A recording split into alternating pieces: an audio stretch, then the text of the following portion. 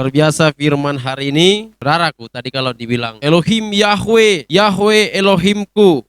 Ya, karena memang itu namanya, kita ingat kembali. Kita buka dulu kamus Alkitab kita.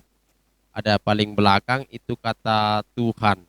Paling belakang itu kata Tuhan. Kita buka dulu. Apa itu tulisannya? Tuhan salinan dari nama Elohim. Ya, kalau dicatat di sini Lembaga Alkitab Indonesia, Allahnya Israel yaitu Yahweh, ya. Artinya Tuhannya Israel. Jadi kalau ada Tuhan, dia huruf besar semua, itu harusnya Yahweh.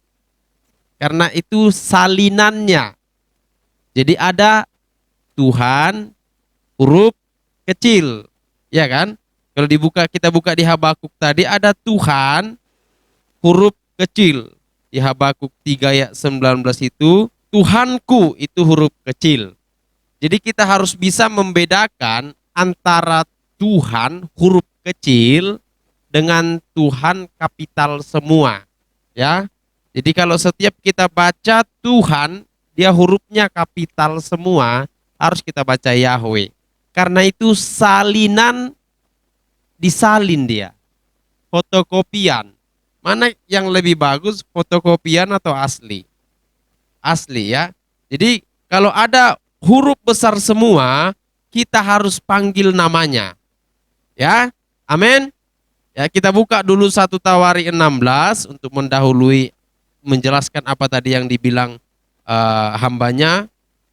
1 Tawarik 16 ayat 8. 1 Tawarik 16 ayat 8. Bersyukurlah kepada Yahweh, panggillah namanya. Jadi bagaimana kita bisa memanggil nama Tuhan? Karena Tuhan itu sendiri artinya yang disembah. Panggillah namanya. Kalau kita memanggil nama Tuhan, Tuhan artinya yang kusembah. Gitu. Ya. Itu artinya bahwa dalam setiap hidup kita harus memanggil nama Tuhan. Ya. Kemarin kita mendengar khotbah, sudah berapa umur kita? Rata-rata 30 tahun. Sudah berapa kali memanggil nama Tuhan? Sudah ada 60 kali. Kalau 60 kali berarti 2 kali setahun. Kemungkinan Natal sama Paskah. Iya kan? Kalau 60 kali. Kalau 120 kali 4 kali setahun. Ya. Paskah, Natal, apalagi tahun baru, iya kan? Kebangkitan. Ya kan? Bersyukurlah kepada Yahweh, panggillah namanya. Namanya tadi Yahweh. Jadi kalau saudara-saudaraku dengar, apa itu Yahweh? Yahweh. Nah, itulah. Yahweh itu adalah nama Tuhan yang sebenarnya, cuman lembaga Alkitab menyalinnya jadi Tuhan huruf besar. Disalin ke Alkitab ini. Ya kan? Kita buka dulu saudara-saudaraku yang kekasih Mazmur 97 ayat 5, ya. Mazmur 97 ayat 5. Udah? Mazmur 97 ayat 5 kita baca 2-3 ya. Ya. Ditulis di sini di Lembaga Alkitab Indonesia, gunung-gunung lurus seperti lilin di hadapan Tuhan huruf besar. Jadi harus kita baca Yahweh. Supaya kita bisa membedakan apa arti Tuhan huruf besar dan apa arti Tuhan huruf kecil. Ya. Jadi Daud itu berseru, kalau kita hanya membaca Lembaga Alkitab Indonesia dengan Tuhan huruf besar, tidak mungkin kita berseru. Tadi kan Tuhan bilang begini, berserulah kepadanya, panggillah namanya. Bagaimana kita memanggil nama Tuhan kalau yang kita gunakan nama Tuhan yang di Lembaga Alkitab Indonesia Tuhan huruf besar? Nggak mungkin. Ya, jadi harus Yahweh. Ya, Jehovah. Jehovah si parmahan au dan hahurangan ahu, katanya kan? Ya, harus kita panggil namanya. Amin. Nah, pelajaran hari ini yang disampaikan oleh hambanya tadi, Habakuk, dibilang nabi yang bingung, ya. Habakuk ini berpikir, loh kenapa ya? Aku ini anak Tuhan kok begini? Kenapa ya bangsa Israel ini bangsa pilihan Tuhan kok begini? Ya kan? Saudara-saudaraku yang terkasih, ya, nanti abang-abang, kakak-kakak, kalau pasangan kita masih cerewet, bersyukurlah. Kalau dia udah diam, baru kita bingung. Iya kan? Benar nggak? Ya, kalau udah diam-diaman, baru bingung. Artinya apa? Kalau Tuhan masih marah, Tuhan masih berteriak kepada kita, kita harus bersyukur. Ya kan? Kalau Tuhan sudah membiarkan, pernah baca yang begini, ada orang yang lahir ditentukan untuk binasa. Iya kan? Fir'aun. Dia memang lahir ditentukan untuk binasa. Iya kan? Tuhan diam-diam aja, tahu-tahu dihukum aja gitu. Ya. Tapi kalau kita masih dicerewetin, iya kan? Tadi hambanya bilang, karena kita ini anaknya. Jadi bangsa Israel mendapat pelajaran itu, mendapat pendisiplinan itu, mendapat hajaran itu, bukan karena Tuhan jengkel kepada bangsa Israel, tapi karena bangsa Israel sedang diajari. Nggak enak kan diajari? Nggak enak diajari. Tapi pengajarannya Tuhan akan membuahkan hasil. Ya, dari dulu bangsa Israel selalu diajari, selalu diarahkan jalannya. Ya, diarahkan jalannya. Nah, sampai sekarang karena dari dulu diarahkan jalannya, sekarang bangsa Israel bangsa hebat enggak? Bangsa kecil yang hebat. Karena dari dulu diajari, ya kan? Sakit enggak diajari? Sakit. Ibarat berjalan begini. Coba Bang Nando berdiri. Nah, tujuan kamu yang aku mau, kamu harus ke sini. Yang aku mau, tujuan Tuhan yang untuk Nando, dia harus berjalan ke sini. Cuman dia berpikir, dia belok-belok ke sana kemari, akhirnya lama sampai sini. Coba jalan dulu ke sini, coba jalan ke sini, coba jalan ke sini. Selalu aku arahkan ke sini, jalan ke sini. Selalu aku arahkan ke sini, jalan ke sini. Aku arahkan ke sini terus. Sakit enggak? Pening enggak? Pening. Tapi aku mau dia harus sampai di sini. Sama seperti hidup kita. Tuhan mau kita harus sampai di sini. Kalau kita bisa seperti keinginan Tuhan, memikirkan keinginan Tuhan, kita hanya bisa sampai ke tempat ini 3 langkah. Iya kan? Tapi kalau aku berjalan menurut pikiranku, iya kan? 1, 2, lalu belok-belok seperti belok-belok. Akhirnya berapa langkah sampai di sini? Lama enggak? Lama. Itulah cara Tuhan mendidik bangsa pilihan itu. Bangsa Israel itu dididik dari perjalanan Mesir sampai setelah tiba di tempat tujuan, terus diajar, terus dididik. Supaya apa? Supaya hebat. Hebatnya apa? Ditempatkan di depan. Mau kan saudara-saudara ditempatkan di depan? Mau nggak? Mau. Orang yang ditempatkan di depan adalah orang yang terpandang. Benar nggak? Pakaian-pakaian yang bermerek, ya, yang ada brandnya, yang ada kualitas namanya. Itu kalau kita pergi ke mall, pakaian itu dipajang di depan, dikacain. Kenapa? Hah? Kenapa itu? Dikacain, dibuat di depan, dibuat kacanya. Karena dia kualitas bagus. Ya kan? Kualitas enggak bagus, itu diserakkan 310, 310, 310. Karena dia kualitas udah kurang bagus. Yang tadi yang bermerek itu dibuat kacanya, dipajang di depan karena dia kualitas bagus. Nah, Tuhan mendidik bangsa pilihannya itu bukan karena dia benci, tapi karena dia anaknya. Ya, supaya apa? Supaya terdepan. Jadi kalau Tuhan sedang mendidik kita, bersyukurlah. Amin. Haleluya. Apa kata Tuhan? Anak yang kukasihi, Itu kuhajar, kutegor, kusesah. Itu anak yang kukasihi. Iya kan? Saudara-saudara juga begitu. Kalau anak-anak saudara ketahuan melenceng dari aturan rumah, misalnya anak-anak saudara ketahuan mencuri, apakah saudara biarkan atau malah anakku udah mencuri, bagus sekali. Hah? Begitu? Enggak. Mungkin tangannya kita pukul, lalu kita bilang, ini enggak boleh, ini perbuatan dosa. Lalu kalau anak orang lain, anak tetangga mencuri, apakah kita langsung memukulnya? Kita masih menjaga perasaan orang tuanya loh. Benar nggak? Aku pukul nanti ini orang tuanya aja nggak marah. Iya kan? Benar nggak? Ya. Jadi saudara-saudaraku, Tuhan itu mendisiplinkan kita, mengajari kita karena kita ini anaknya. Amin. Anak-anak Tuhan itu adalah ahli waris, yaitu keturunan Abraham.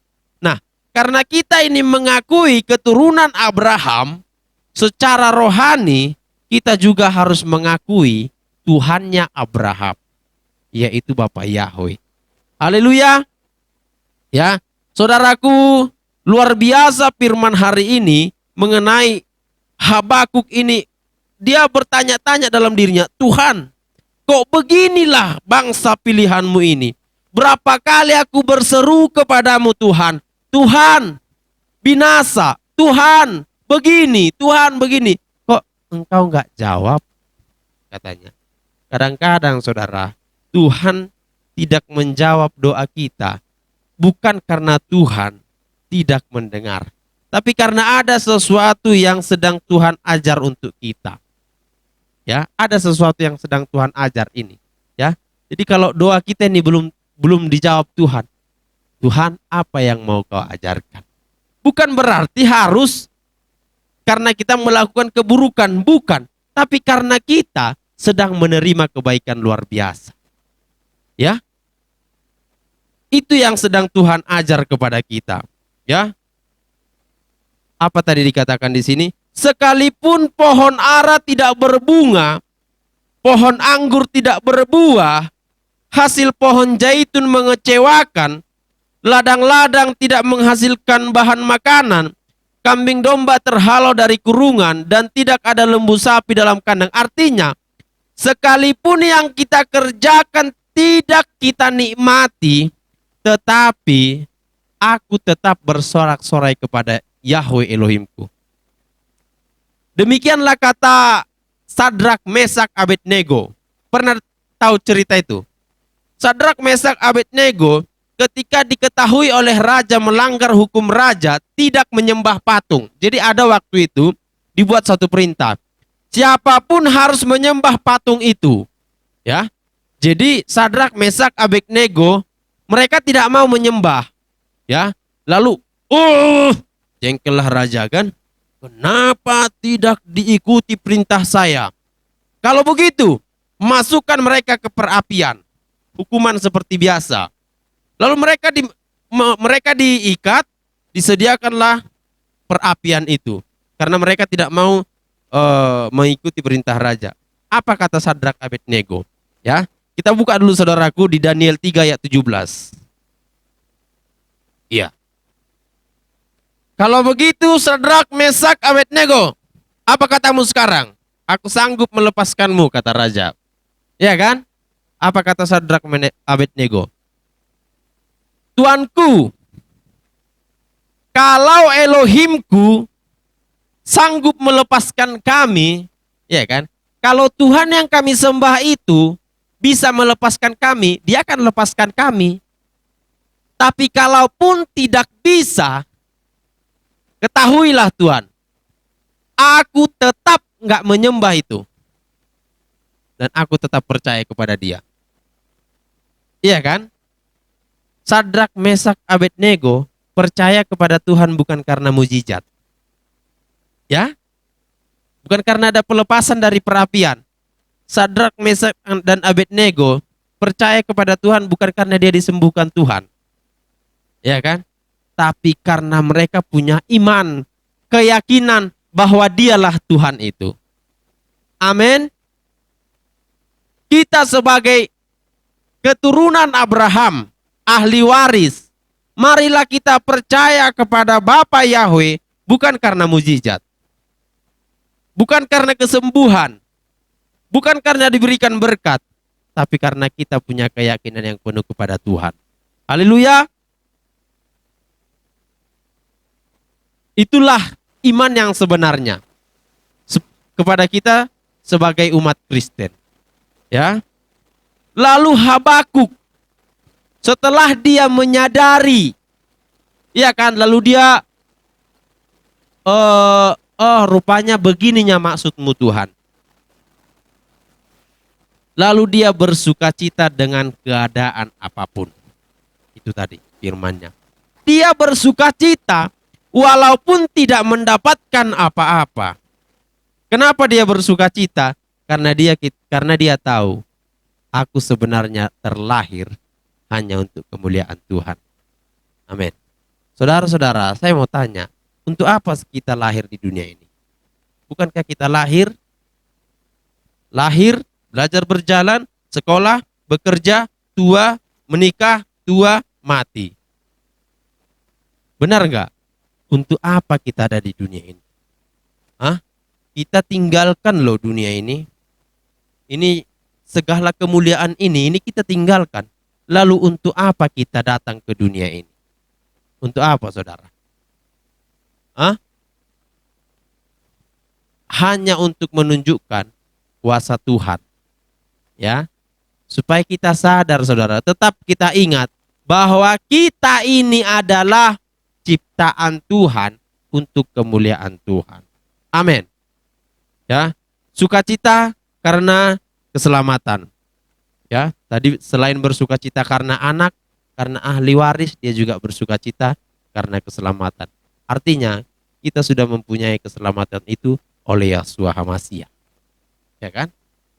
Murid-murid Yeshua ketika disuruh 70 orang berdua-dua, pergilah, beritakanlah Injil.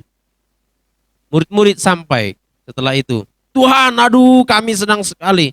Kami bisa menyembuhkan banyak orang. Kami bisa mengusir setan-setan. Apa kata Tuhan? Itu bagus, itu luar biasa. Tetapi berbahagialah karena namamu tercatat di sorga. Itu yang perlu kita bahagiakan, saudara. Iya kan? Itu yang perlu kita bahagiakan. Ya, gak ada yang luput dari dunia ini. Tapi apakah nama kita sudah tercatat di kerajaan Elohim? Ya, kita harus pastikan itu. Nama kita tercatat di kerajaan Elohim. Amin. Karena proses hidup ini, ya dari gitu-gitu aja. Kecil, lahir, sekolah, kerja, menikah, tua, mati. Kalau sampai menikah, kalau sampai tua, ada yang muda, ada kita bersyukur masih sampai umur 30-35. Iya kan? Amang bersyukur masih sampai 40. Udah ada 40 amangnya. Ada yang 21 nggak sampai. 22 nggak sampai. Jadi kita harus bersyukur. Amin. Karena nyawa kita, hidup kita, Tuhan yang tentukan. Ya, Tuhan yang tahu. Bersyukurlah untuk hari ini. Bersyukur untuk hari esok. Bersyukur untuk masalahmu, saudaraku. Ya, hari ini Habakuk punya masalah besar dan dijadikan jadi sukacita. Ingat, saudaraku yang terkasih, bahwa segala sesuatu yang terjadi di dunia ini adalah seizin Tuhan. Kita semua percaya itu.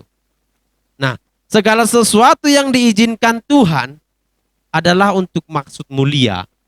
Kita semua percaya itu. Nah, kalau kita mendapatkan masalah, itu Tuhan izinkan enggak? Kenapa Tuhan izinkan? Untuk maksud mulia dalam diri kita. Amin. Kalau maksud mulia tadi sudah bisa kita lihat, permasalahan ini akan bisa kita selesaikan. Ya. Tapi kalau maksud mulianya Tuhan enggak bisa kita lihat, permasalahan hanya akan membuat kita menderita. Jadi lihatlah maksud mulia dari setiap masalah yang ada dalam hidup saudara. Amin. Bapak Yahweh memberkati. Kita bersatu dalam doa.